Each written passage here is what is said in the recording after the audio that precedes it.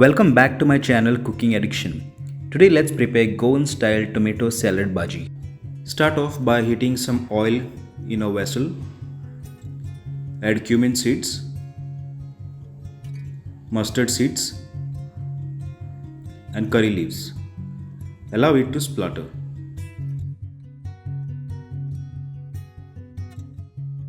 Then add chopped ginger, chopped garlic and green chilies. Fry for few seconds. Now add sliced onions and saute it till it turns translucent. Then add sliced tomatoes and cook till the tomatoes are mushy.